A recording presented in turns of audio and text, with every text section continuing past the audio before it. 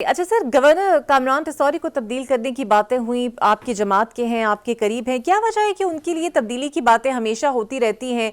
कोई साजिश आपको लगती है इसमें?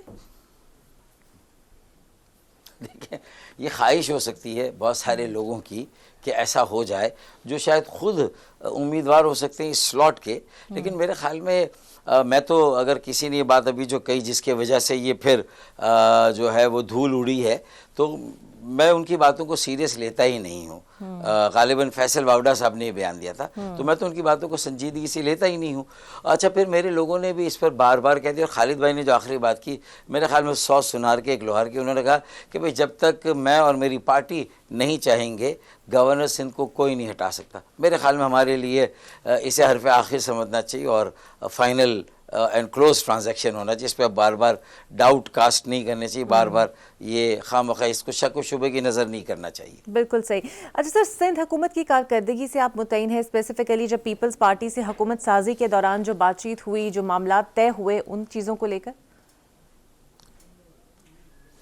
कतई नहीं, मेरे ख़्याल में हम ही नहीं बल्कि पूरा सिंध, मैं समझता हूँ कि पाकिस्तान पीपल्स पार्टी की जो मजमूई परफॉर्मेंस और कारकर्दगी उससे कतई और कतई मुतमईन नहीं है। बहुत ज़्यादा क्रिटिकल है, तनकीद हो रही है। और मेरे ख़्याल में 15 साल के बिला शिरकत गैर जिस तरह उन्होंने सिंध को रूल किया, तो चलें, अगर सिंध के शहरी इलाक़ों को उनका हक़ नहीं दिया गया, यहाँ के अवाम को रोज़गार नहीं मिला, यहाँ के अवाम को बुनियादी सहूलतें जो शहरी सहूलतें होती है, निकासी आप, फराहमी आप, सड़कें बनाना, कचरा वक्त पर उठाना, और ये सारी बातें अगर नहीं कर पा रहे, सड़कें नहीं बन रही। कराची की सड़कें, मैं समझता हूँ कि अगर आप देखेंगे तो ऐसा मंजर है जैसे एक शहर जो कुदरती आफत में किसी तरह दब गया और तबाह बर्बाद हो गया। कराची को तो इस नहज पे पहुंचा दिया गया। मुझे लगता है उन्होंने कहा था कि हम लाड़काना और नवाब शाह को कराची के बराबर लेकर आएंगे, तो ये बात सही थी। असल में वो कराची को नवाब शाह लाड़काना के बराबर ले गए, बल्कि उससे भी नीचे ले गए। तो ये शायद उल्टा वो कह गए, कहना ये चाह रहे थे। तो ये तो सब कह रहे हैं। अच्छा, फिर जो हमारा उनसे माहिदा हुआ था PDM की पहली हुकूमत में 16 महीने की, और उसके जामिन सिग्नेटरी जरदारी साहब थे, बिलाल भुट्टो जरदारी थे, और जामिन थे मौलाना फजलुर रहमान और शहबाज शरीफ। तो उनसे भी कई बार हमने शिकवा किया, कई बार कहा। अब दोबारा वो LI हम हुकूमत में हैं, हम यही कहते हैं कि भाई आप हमारी बात तो नहीं समझते, आप समझाएं। मैं 3 महीने से MQM कोशिश करें कि बिलाल भुट्टो जरदारी साहब से हम टाइम लें, हमें टाइम नहीं मिल रहा। ऐसा नहीं कि हम उन्हें अवॉइड कर रहे हैं, उनके साथ बैठना नहीं चाहते, इस सूबे में उनके साथ मिलकर काम नहीं करना चाहते। हाल ही में कई इंटरव्यूज़ में, कई प्रोग्राम में मैंने कहा कि 15 अरब रुपए हमें सड़कों के लिए और कुछ निकासी आपके लिए मरकज़ से वफाकी बजट से मिल रहे। फ़ी MNA 1 अरब, कराची के लिए 15, हैदराबाद के लिए 5।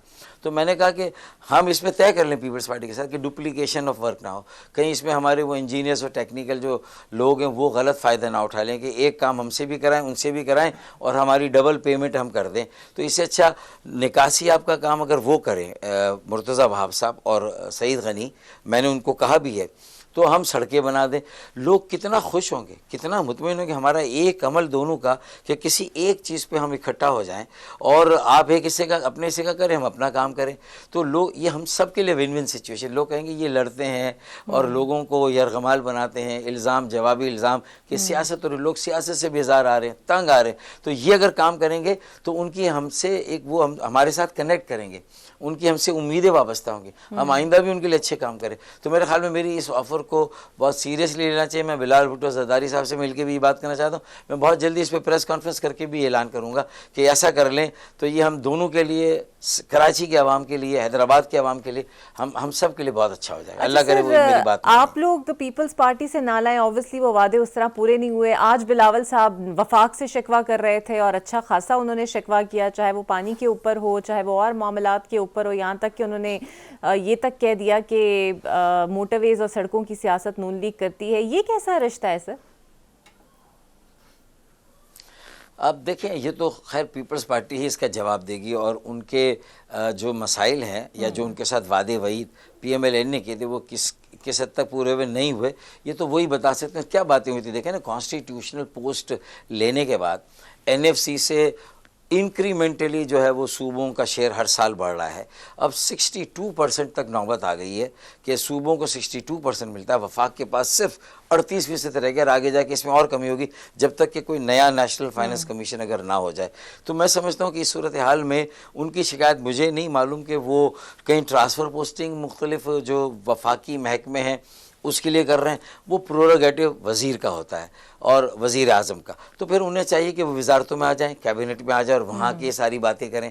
मीठा मीठा हप हप कड़वा कड़वा थू थू, उन्हें पूरी ब्रंट भी नहीं उठाना अगर परफॉर्मेंस नहीं है, कम है, नाअहली है, किसी वजह से। इस वक्त मुल्क पूरा एक उलझन में फंसा हुआ है जो PTI के साथ इस वक्त मामलात हुकूमत के जो अपोजिशन के साथ, उसकी वजह से सियासी अदम इस्तेकाम, माशी अदम इस्तेकाम और ज़्यादा संगीन हो रहा है। महंगाई, बेरोज़गारी, बज़ाहिर उसके हदफ जो इंडिकेटर्स हैं वो बेहतर लग रहे हैं कि बेहतर हो रहे हैं जो, लेकिन वो मैक्रो इकॉनमी वो अभी नीचे जाके माइक्रो इकॉनमी से कनेक्ट नहीं हुई है।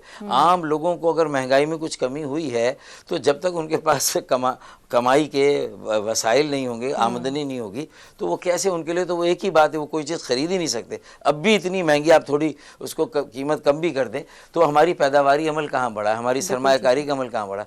इंटरेस्ट रेट कम हो रहे हैं, इंटरेस्ट रेट कम हो रहे बेशक, लेकिन ये कि जब तक सिंगल डिजिट में नहीं आएंगे उस वक्त तक खुल के सरमायाकारी नहीं होंगी। फिर बहुत सारी और टैक्सों का निज़ाम गैर मुनसिफाना है, इनडायरेक्ट टैक्सेस की भरमार है।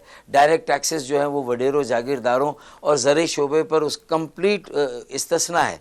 ये मेरे ख्याल में सबसे बड़ी डिस्क्रिमिनेशन है। हर काबिल टैक्स आमदनी पर टैक्स होना चाहिए, तो ज़रात पे क्यों नहीं। मैं कहता हूँ आप किसानों, ज़मींदारों को छोड़ दें, लेकिन बड़े वडेरों, जागीरदारों की 25 लाख 50 लाख से ज़्यादा आमदनी को, तो आपकी अगर तनख्वाह 6 लाख है तो आप पर टैक्स, मेरी 6 लाख है तो मुझ पर टैक्स, लेकिन उन पर क्यों नहीं जिनकी करोड़ों अरबों की आमदनी। ये सारी बातें, फिर वसाइल की मुनसिफाना तकसीम हो, ये NFC को भी रिव्यू करने की ज़रूरत है। बहुत लॉपसाइडेडली एक तरफा तौर पर सूबों को इससे बहुत ज़्यादा फ़ायदा आ रहा है। फिर भी अगर सूबे कहीं डिलीवर नहीं कर रहे और कराची की सड़कों का ये हाल है, तो फिर वो मेरे गवर्नर कामरान टिसूरी ने मज़ार क़ायद पर 25 दिसंबर को कायद आज़म मोहम्मद अली जिन्ना के यौम पैदाइश पर जब वहाँ जाके एक अज़राए मजाक बात की कि आप वफाक से रोना रो रहे हैं और वफाक से पैसा और लेने की बात कर रहे हैं, तो कुछ कराची की सड़कों के लिए भी ले लीजिएगा। ज़ाहिर है वो बात उनके दिल पे लग गई, वो रिएक्ट कर गए, लेकिन बात तो सही थी ना, लोगों ने बहुत सराहा, अवाम ने भी, खवास ने भी, ताजिरों ने। बिल्कुल।